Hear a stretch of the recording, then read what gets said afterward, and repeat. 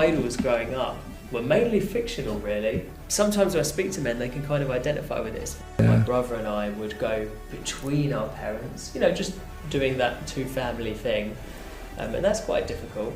Eventually, my brother coped with it a lot better than I did. Between 11 and about 14, 15, really my opinion of myself and of life and my general mental health really deteriorated to the point where when I was 15 I dropped out of school. He was phenomenally successful. I always thought of him as being the most successful person, definitely the most successful man that I knew. He had a fast car, beautiful house, lovely wife, great job. And what struck me at the time was that I felt like, before I got the news, that I was chasing Brad. I was on the same path as him. We were both dedicated to our jobs. We were both in finance. We were both really working hard to prove that we were the men that we wanted to be. Yeah. And what really struck me about Brad's death was that Brad did all the things that we tell men to do when they're in crisis. So he went to the doctors. He attended talking therapy, he took antidepressants. In fact, 2 months before he died, Brad's mum Jenny said, "Brad, call me every night and tell me how you feel." And on my first day of learning, I was reading a study about life expectancy in men, and it just happened to mention there is one day every year where heart attacks in men jump up by as much as 30%. If talking alone doesn't feel like the solution, there is nothing wrong with you.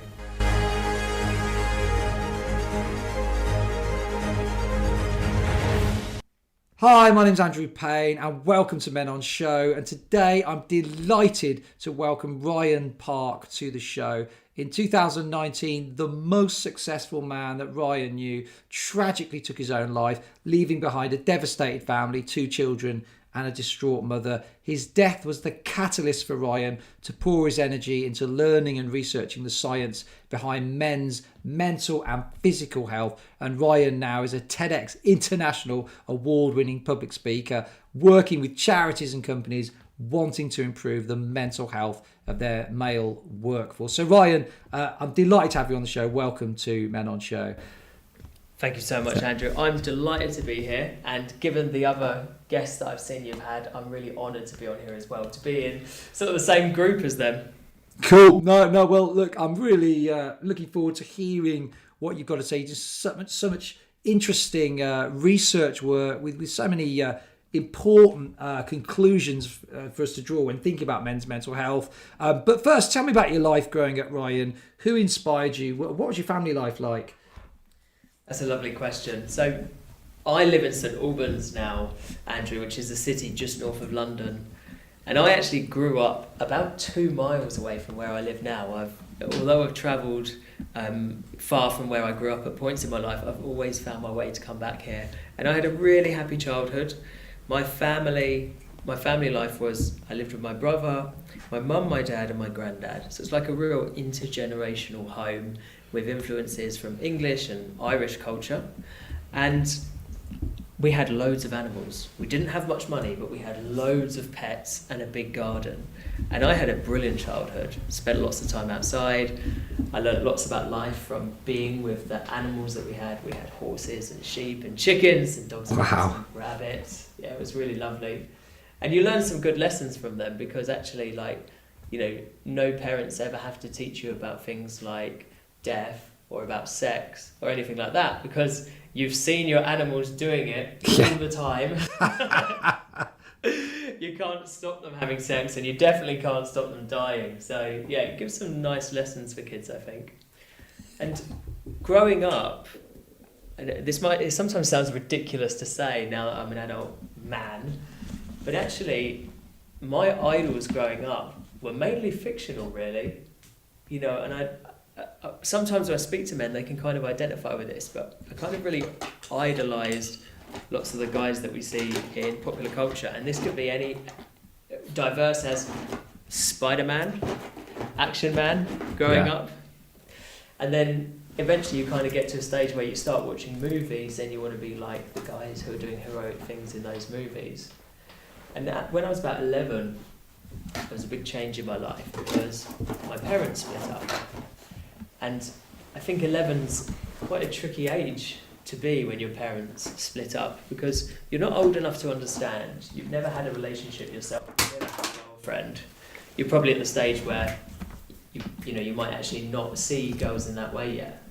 And yet, at the same time, you're old enough to be dragged into a lot of the conversations. You often have to choose how often do you see this parent versus that parent. Yeah. And so I think that's a difficult area of life for lots of people if their parents get split up, especially if you're around that kind of age or even younger. Yeah. Did your parents get on post-split?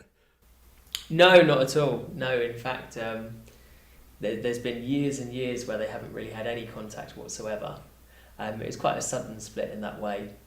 And so there was a challenging period for a few years where my brother and I would go between our parents, just doing that two-family thing. And that's quite difficult. Eventually, my brother coped with it a lot better than I did.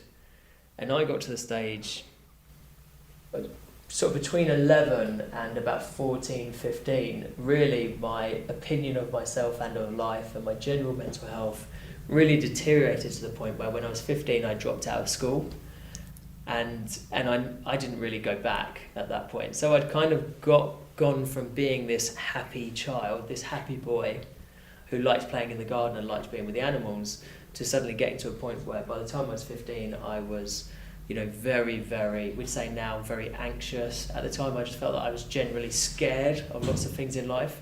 I didn't really see the point in life. I wasn't socialising, and I really didn't have a purpose to my life. And as a result, I didn't have anything to work with. I didn't have a thing to motivate me and keep me happy. Wow, that sounds really, really tough. Really tough. So, moving on, sort of. You dropped out of school. What did you start doing? Did you move into employment at any stage? What sort of got you going again? Yeah, so the next thing that happened after I dropped out of school, at the time, I'm quite an obsessive person, as you'll gather when we start talking about male mental health. I can talk about hormones for hours, and I've seen so many patterns from working with men on their mental health. But at the time, I was really into cars and guns, and this is quite a strange way to try and make a living, but don't worry, I didn't become a bank robber or anything. But I was so into guns. I remember saying to a friend while I was at school that I wanted to get a job as a gunsmith, which was repairing guns, obviously legal guns, nothing, all licensed guns. And my friend said sort of, well, good luck. And then when I was 15, I took a walk to a place where they repaired guns quite locally to me, the gunsmiths, and I knocked on the door and I said, I would love to work here. I spend all my time learning about how guns work and how cars work. I want to become mechanical. I want to understand more about it. It's cheap to hire me. I've done the research. You can pay me £3.30 an hour. And so, as soon as I was old enough to be hired, I had my first job lined up. I had no CV. And that was really transformational for me, Andrew, because it gave me a purpose and a team, and it gave me the opportunity to actually contribute towards something other than myself. Yeah. There was a really lovely study in 2020 by the Samaritans that looked at what are the most effective forms of mental health support for men, and it actually found that the common denominator is that in order to support men and in order for men to improve their mental health, men need to feel that they're making a contribution, feeling like part of a team and working towards shared goals. And I got all those things from my first job. I was then in a manual job, so I did that job until I was about 19. And it quickly became clear. Have you ever worked with someone who's not good at their job? Someone who's really not. Yes. No, I have to. Actually, yes. No, I have. You have, yeah. Because there's often someone in a team who they're in the wrong job or they're doing it for the wrong reason. Yeah. And what became apparent after a couple of years is that I was not very good at practical things, and And I mean, my family will joke about this now, that like if you want a light bulb change or something, don't ask Ryan. That's not really my thing. What I found I really flourished at was actually talking to our customers and learning what their problems were and booking them in and selling them services, and just general customer service. Really, I thrived on that. But the longer I stayed at this company, the more apparent it became that I was a terrible gunsmith. And this is not the industry for me. I'm just not practical enough to make a... We share that in common, Ryan. I'm not very practical either. And then eventually that sort of took a change. I managed to walk my way into my first sales job accidentally. And then really the next sort of milestone in my life was when I was 23. I started a car finance company that sold car leasing deals, and I worked that job. I was the sales director for 6 years, building the team, building the business, and really coaching my sales team every day. And that gave me an enormous sense of purpose in my life. Yeah, amazing. And so, because the man that you knew that tragically died in 2019, were you doing the car sales work just at that point that happened? What were you doing at that point in time? Yeah, I was. So June 2019 was when I found out about Brad's death. And Brad, he grew up on my road. He was phenomenally successful. I always thought of him as being the most successful person, definitely the most successful man that I knew. He had a fast car, beautiful house, lovely wife, great job. And what struck me at the time was that I felt like, before I got the news, that I was chasing Brad. I was on the same path as him. We were both dedicated to our jobs. We were both in finance. We were both really working hard to prove that we were the men that we wanted to be. Yeah. And what really struck me about Brad's death was that Brad did all the things that we tell men to do when they're in crisis. So he went to the doctors, he attended talking therapy, he took antidepressants. In fact, 2 months before he died, Brad's mum Jenny said, "Brad, call me every night and tell me how you feel." And he did that. So he was also opening up, he was getting things off his chest, he was sharing his emotions. It was really, he followed all the guidance we give to men in crisis, and yet it was a real punch in the gut that despite doing all the things we tell men to do, he wasn't here anymore.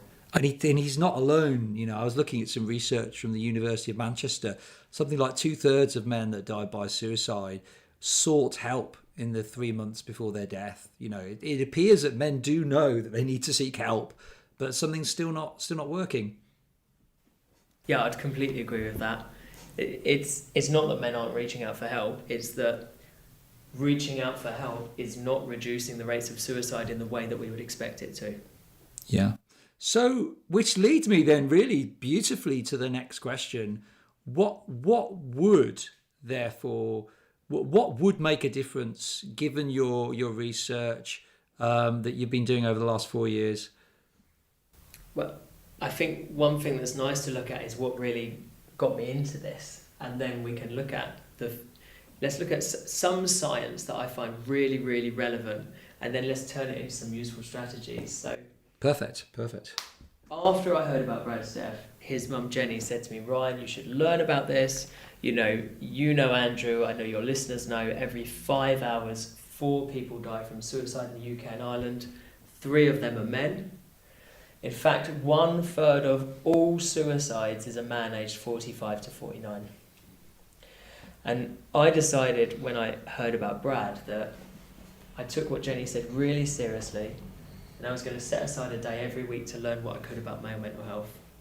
I had no idea where to start, so I started just by asking the biggest questions of all, assuming I didn't know the answer, and just reading the scientific evidence that was available.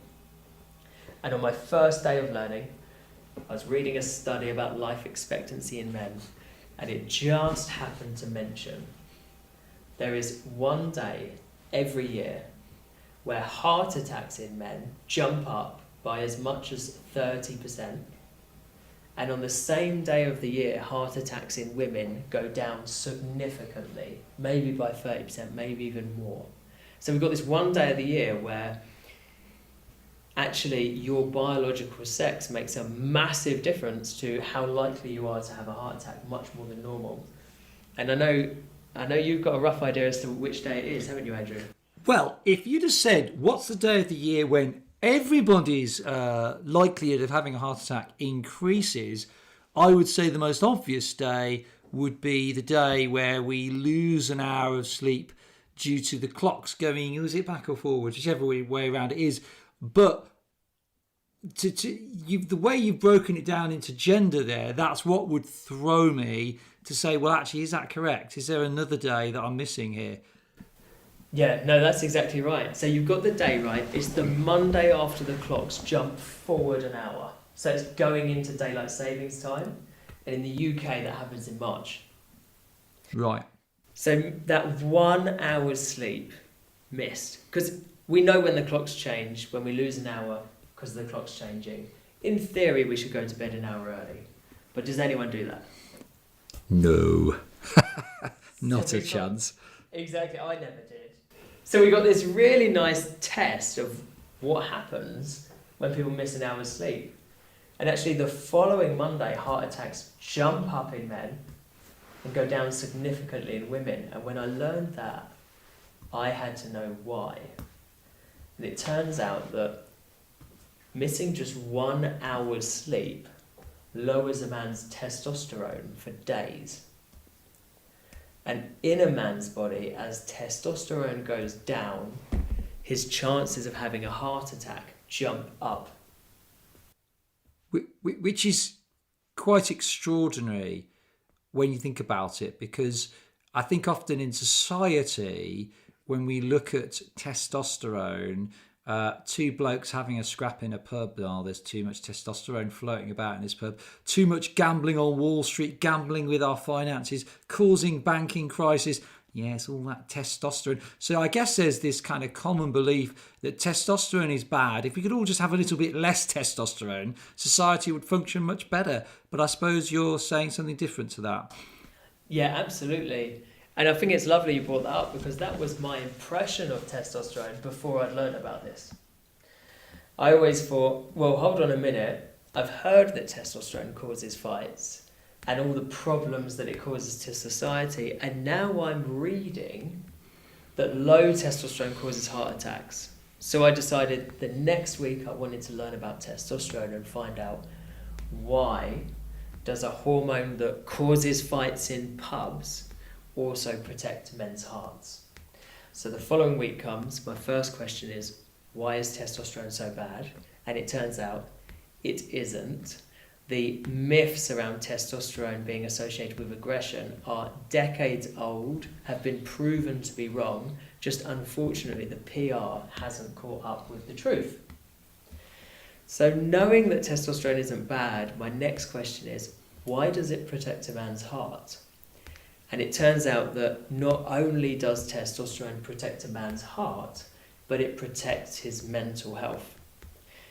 Middle-aged men who are depressed have on average 30% less testosterone than middle-aged men who are not depressed.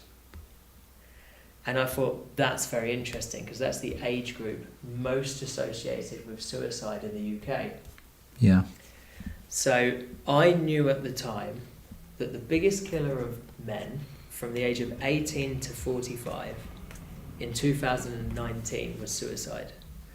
Now, suicide is the biggest killer of men from 18 to 50, because it keeps going up. But at the time, it was 18 to 45. Suicide in men and depression in men are both linked to low testosterone, and especially in middle-aged men. The biggest killer of men from the age of 45 to 60 that year was heart disease. Now, heart disease, heart attack, and heart failure in men are all linked to low levels of testosterone. So I just learned that the biggest killers of men from 18 to 45, 45 to 60 are linked to low testosterone. I had to know, what are the biggest killers of men over the age of 60? The biggest killer of men over the age of 60 is cancer. The most likely cancer that a man will be diagnosed with is prostate cancer. And can you guess what is the single biggest indicator that a man will be diagnosed with prostate cancer? Well, testosterone, and here's interesting. Maybe you can clarify this for me, because I don't have a medical background at all. But I'd always I feel like somewhere in the back of my brain somewhere, probably from something completely trivial that I was reading when I was on the loo and I was bored, is that I always thought when men have prostate cancer, they reduce testosterone to treat the cancer. But are you saying that the higher your levels of testosterone, the more it prevents the cancer in the first place? Am I right to think that? Yeah, that's absolutely right.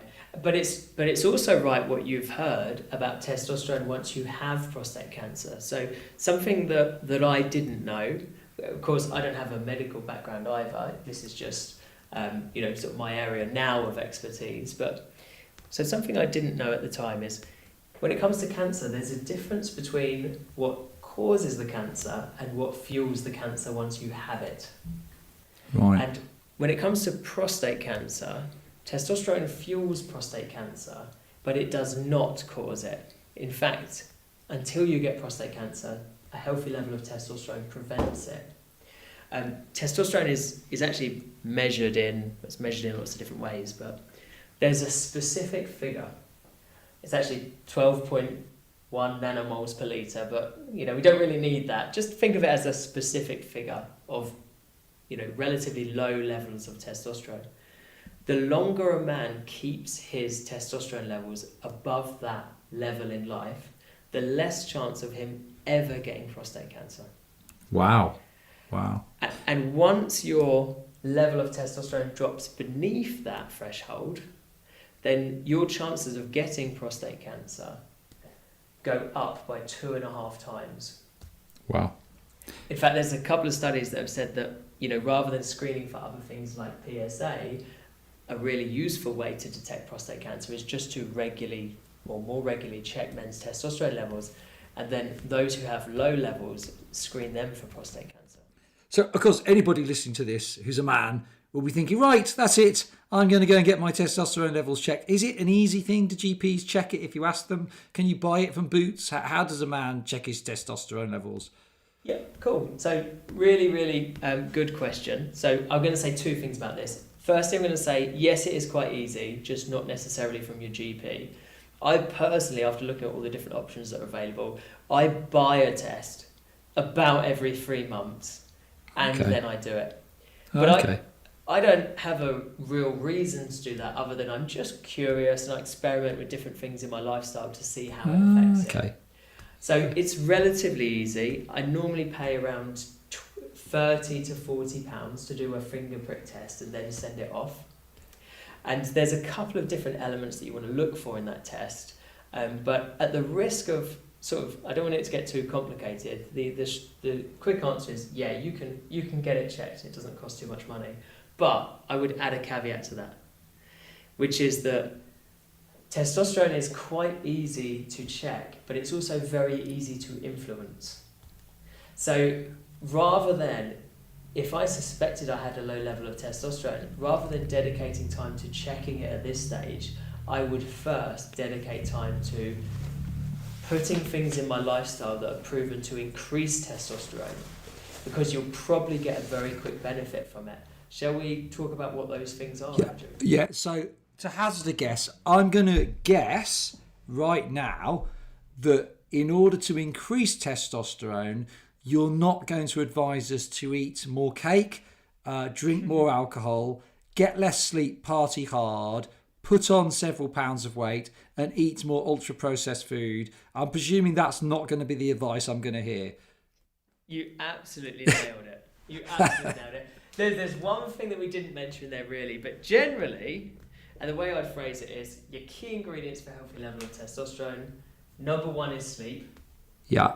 And the reason I put sleep first is because, just look at that study that we have about, well, not that study, the findings that heart attacks jump up so significantly after 1 hour of sleep. Yeah, and I have to say, in preparation for this, I read about a study where they took men that were sleeping 8 hours a night, measured their testosterone, put them in a lab for a week where they're sleeping 5 hours a night, and their testosterone levels were down by about 10 or 15%. Because of that reduction of sleep. So it's quite a key thing, isn't it? How much sleep should we be aiming for, Ryan? Yeah, so I would say for men, it's 7 to 8 hours of sleep a night. But having said that, we are all different. The key thing to know is that, sleep's the most important factor when it comes to testosterone. As a general rule, don't worry about sleep. If you're going through the night on most nights, if you're not feeling tired during the day, and if you're not napping during the day, and your energy's good, then you're getting enough sleep. Yeah, okay, that's interesting. So sleep's a definite one. There was one as well, which I know when we were sort of talking about the podcast, I shared with you that earlier this year I was feeling a bit low, lost a sense of libido. No, I couldn't really put my finger on it. Life was pretty good. And I went to the GP and found that my vitamin D levels were chronically low. So, since being on the vitamin D, that has all is absolutely fine and wonderful again. And we shouldn't be surprised that my vitamin D levels are low. A lot of my life is spent indoors. I'm a speaker, I'm a trainer. A lot of my time's on a webcam or in someone else's conference hall. How important is vitamin D for testosterone? Yeah, so that's one of your big four. So your 4 things you need for a healthy level of testosterone is sleep, homemade food as opposed to processed food, exercise, and sort of all signs point to at least 150 minutes a week. And then the 4th thing is vitamin D, which, as you rightly said, we get from the sun. And in the summer, we really just need about 8 minutes of midday sun for a healthy level of vitamin D. But in the winter, we cover up a lot more. And so actually, we would need 2 hours of midday sun to get a healthy level of vitamin D in Europe. And you can't do that, can you? You're at speaking gigs and, you're going to be working, you're going to be in your home office. So, yeah, it is very hard. And it's thought that most people in the UK actually have low levels of vitamin D. This probably is one of the factors to low levels of testosterone. Yeah. And when I saw this list of key things that men need for a healthy level of vitamin D, I remember thinking, oh crap. Because honestly, I knew Brad, and I know that, he did all the things we tell men to do. Reaching out for help, going to the therapy, taking antidepressants, opening up about how he felt. But nobody that Brad spoke to knew enough about male mental health to realise that Brad was working so hard and work was such a focus for him that actually I knew that sleep, homemade food, exercise and sunshine, they just weren't on his list of priorities at the time. Yeah.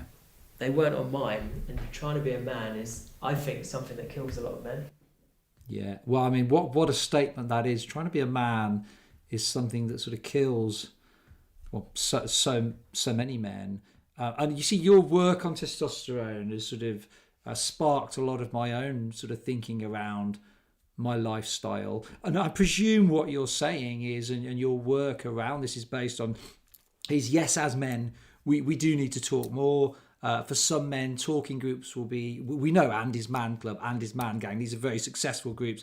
Others, there are like walking groups. We've got the guy, Scott Johnson, coming up as a guest soon to be released, who set up the Proper Blokes network. So all of these things are important, speaking up, reaching out for help. But actually, as well, if we want to make inroads into these tragic suicide numbers, we want to reduce male depression, we want to improve men's physical health, that so much of this actually rests on naturally building our levels of testosterone. Is that's probably the key point? Have I understood that right? Do correct me or add to that? Yeah, so I think the first thing to say is, and the most important thing to say, is that talking is vital for everybody. But for men, it appears it is not sufficient.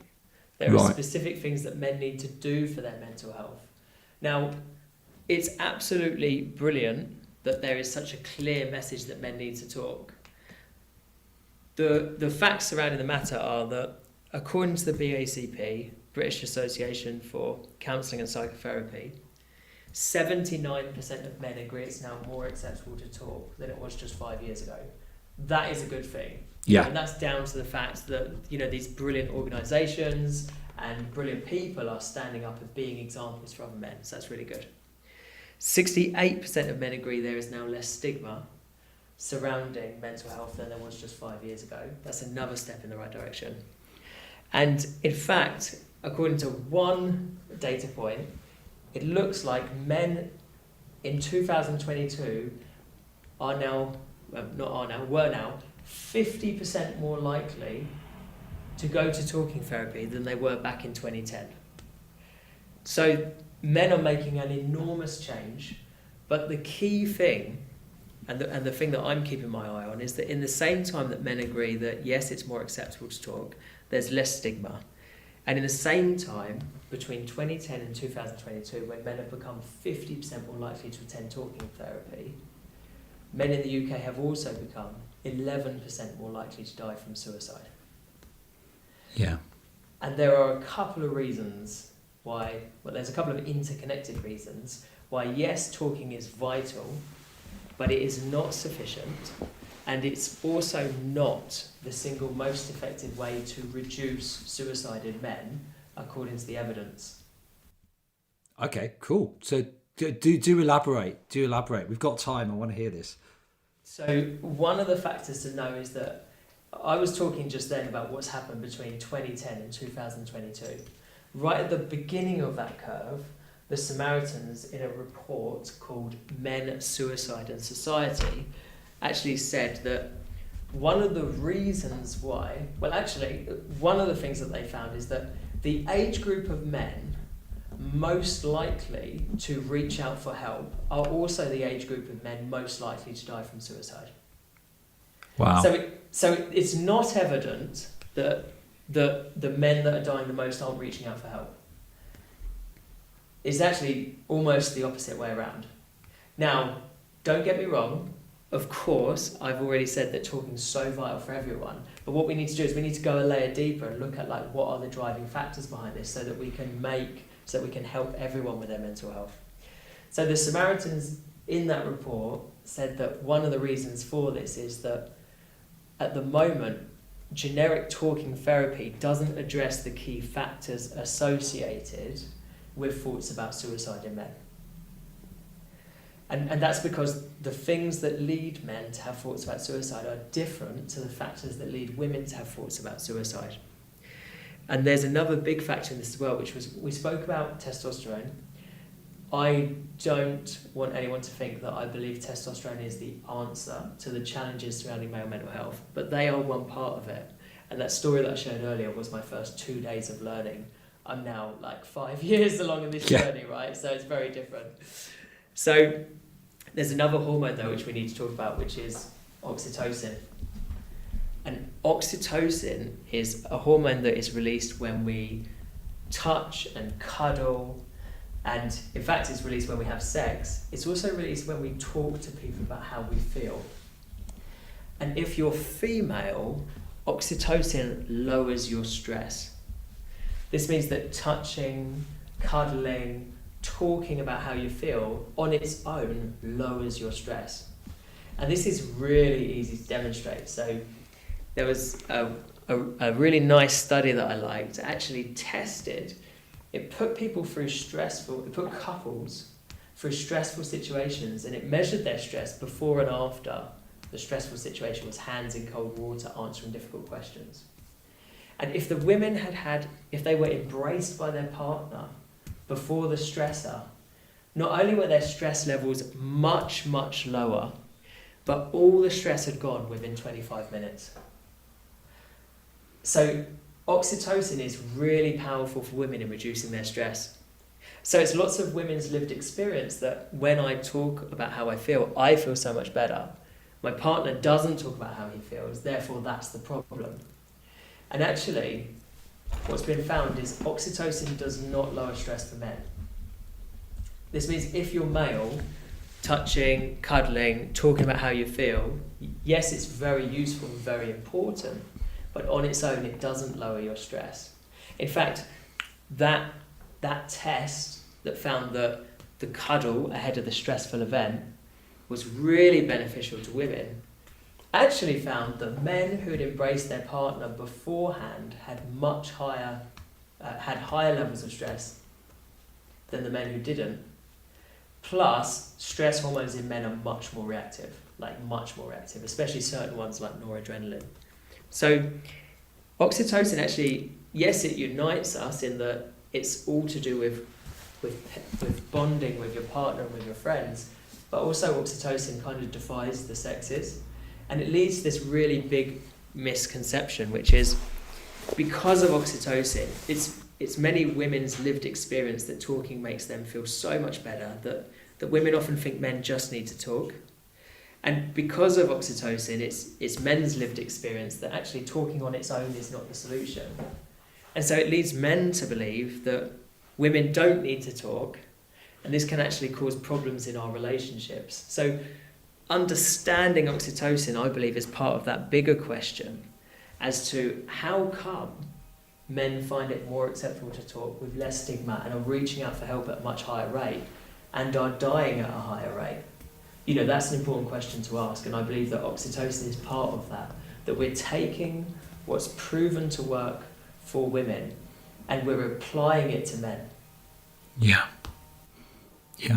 No, it's really, really interesting. Just even from my own limited lived experience, what's made the difference for me this year, I've had a great year, was when I was struggling a bit at the beginning of the year.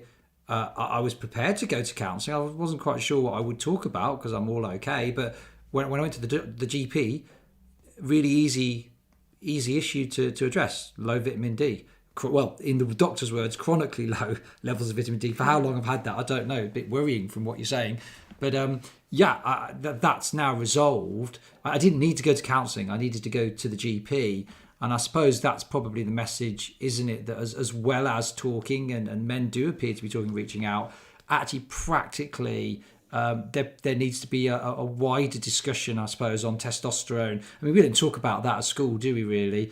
Anything about testosterone at school, I imagine, is wrapped up in tackling toxic masculinity and actually rethinking testosterone.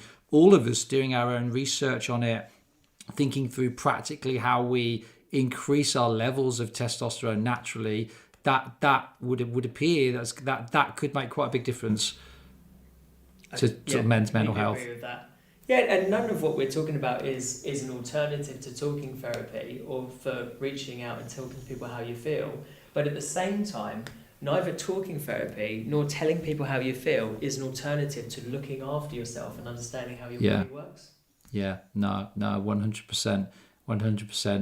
That is, like I say, really fascinating. And sometimes you see with the podcasts that we do for Men on Show, often I sort of start very much talking about the guest's story and background, and then very much more about their views on masculinity. In a way, you've answered so much of that already from a very sort of research background, which is really interesting. To clarify, for you, we know that men and boys are struggling. We know, for example, aside from suicide, you look at the number of male graduates now, that's down to 43%, and it continues to fall. We know that teenage boys are 3 times more likely to be excluded from the classroom than girls. We know that when boys go through that, through male puberty, that their testosterone levels are going to be somewhere like 30 times above that of the equivalent age girls. What can we do for our young men and boys? How do we help them? If you were sort of coming into the picture, what would be the first thing you would say? Cool, lovely question, really, really practical. So there's 3 big challenges that we have that I believe are almost, I'd go so far as to say these are causes for a lot of problems that men experience in terms of them not being able to get targeted, relevant, effective help when they do reach out. So the first big problem we have is the myths that are associated with male mental health. Male mental health is absolutely plagued by myths and misconceptions. We've talked about some really fundamental ones like testosterone is bad. We know it isn't. We've known for decades it isn't bad, but that's not what people are taught. The other myth is, of course, men just need to talk.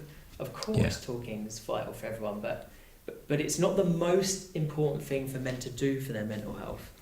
So we need to really bust through those myths, and the way that to do that is, I believe, as a society, we need to take an evidence-based approach to male mental health, because there's a lot of evidence-based thinking in mental health in general, but as soon as we apply it to male mental health, that kind of goes out the window, you know, and suddenly a lot of blame is placed on men, like, oh, well, it's their fault they're not talking. And actually the evidence is that, of course, men are talking. You know, you go to a pub, it's full of men who are talking, and you hear that men don't express emotion. You go to a football game, after the loser is announced, you might see 30,000 men all crying together. But because they're expressing their emotion at a time that's different to when women do it, it's thought of as being wrong. And I believe it's different, but it's not wrong. So the first thing is we need to address the myths. The next thing is that mental health is presented in a way that men believe is not relevant to them. So I'll give you a couple of examples of this. Like, for example, the word wellness is used all the time when we refer to looking after yourself. And it's been found that men don't know what wellness is. It's too sort of vague a principle for them to feel it applies to them. But actually, if you change the conversation from being one about wellness and self-care to a conversation about science and self-improvement, you can't stop men talking about male mental health. It's just men use different words for mental health. You know, rather than opening up and talking about emotions, actually men are very happy teaming up and talking about solutions. And so if we change the terminology around it, I believe that there isn't a problem with men coming forward for help. The problem is, how do we advertise the help that's available in a way that men understand? And lastly, as I said, the Samaritans found 11 years ago, at the beginning of the upward trend that we spoke about in this podcast, the Samaritans found 11 years ago that the key factors associated with thoughts about suicide in men aren't actually addressed in the current approach to male mental health. And so what we need to do is we need to use all the evidence that's out there. And what I've done to try and help with this is, in the last few years, I've combined the findings from 500 studies and from hundreds of different coaching calls, hundreds of different clients that I've worked with. I've put it all into one single framework, and that's the framework that I deliver in my talks and in my workshops as well. And it actually serves as a really practical guide. It's used at the moment by mental health organisations. There's a police force who are really upping it and trying to roll it out more. Fantastic. There's an NHS trust that are talking to me about using it as well, plus lots of big corporations. And I think that these are the three things: tackle the myths, make mental health seem more relevant to men, and make it more effective by focusing on the real issues that affect men.